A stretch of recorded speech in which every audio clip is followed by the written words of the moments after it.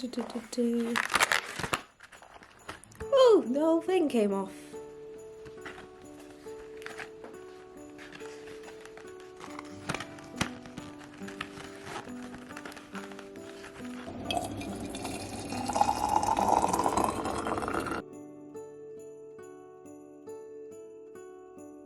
Kia ora everybody and welcome to Teology, where for Christmas we are drinking a different tea and talking about Christmas carols and theology. We are going to start by picking our carol. I got picked two, so I'll pick another one. Mary's Boy Child. Today we are drinking Pax a Peach. And the little quote is, "Fill your cup with gratitude and life will overflow." Pax a Peach is one that's often hot cold tea, so you could make good iced tea, good for summer as well. Yeah. I dropped the packet. Okay. And it says, it's all peachy with this succulent blend of lip-smacking flavours. The sweet brew sings of peach, papaya, apple and roasted chicory, creating a soft combo that really packs a peach. And it has apple, 43.8%, so it is quite an apple-heavy tea.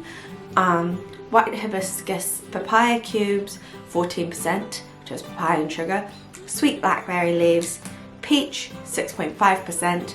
Roasted chicory root, talked a bit about chicory root a few days ago, to 6% flavourings, marigold petals and some citric acid to acidify it, so hopefully to make it less sweet.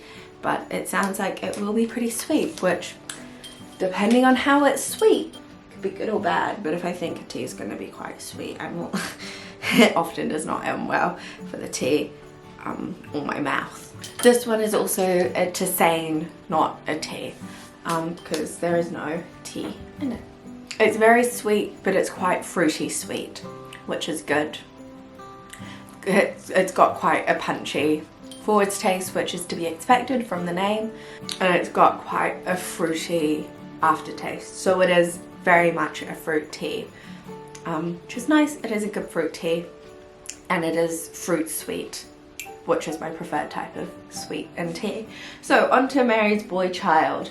Biblical accuracy, it gets like a 1.5, so it could go 1, could go 2. And there are a few things. First off, born on Christmas Day, we don't know. We don't know if he was born on Christmas Day. It does not say. It also, the Holy Bible, actually, when you look at the story, doesn't say a long time ago. When the Bible was written, it wasn't that long ago.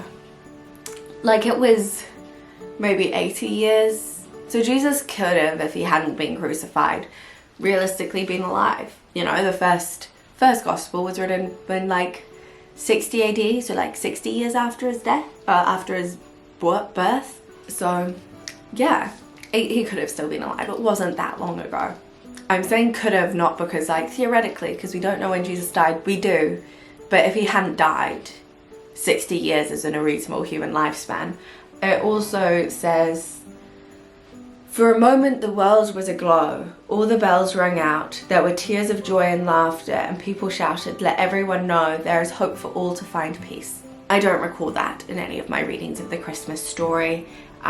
That sort of idea is more present in the Easter story, but still not really. It just doesn't happen, but it says it happened because it says the Holy Bible says. So that's why it's a 1, because not only is it not biblically accurate, but it is very much claiming to be biblically accurate. And we don't know that Jesus was born on Christmas Day. For the theology, I gave it a 3 because it talks about some really good ideas. The idea of there being hope for every man to find peace and that sort of thing is an important theological idea, because it's going, what is the hope that Jesus brings? What is that actual hope? What does it mean to find peace? And the idea of man will live forevermore in eternal life is important, but it says it's because of Christmas Day. It's not only because of Christmas Day, like that was the starting point, but the end point is also very important for the living forevermore and the in-between stuff. For the pastoral ministry side of things, I gave it 2.5, so 2.5, 3, we'll round up to a 3, because it has some good conversation starting aspects to talk about, like, what is Christmas Day actually all about, and it does worship God. So, you know, it's got the 3 conversations, but it doesn't have the worship aspect of it, so it can't get much higher than that. Also, yeah, so those are my thoughts on that one. And for the final category, which is musicality, going off the Boney M version, which to me is the best thus far in my listening journey of Mary's Boy Child, it gets a 4. It gets a 4. It's a good time, it's a bop, it's a vibe. I will be shouting that song at every carol service that plays it, because it is such a fun song to sing, and Boney M, it's a vibe. The whole vibe, great song to sing along and jump along to. Also, Boney M's version has the "Oh my Lord, you sent your son to save us" part at the end, which is also so much fun. If I was including that in my rating, the song might get a slightly different score, but I'm not, because I'm just going off that part, not the mash. But that version is great. I like that ending part. And it gets the bonus point because it does not talk about. So it gets a 13, so it's a little bit above average Christmas song across the board. I will see you all tomorrow with a new tea and a new Christmas song.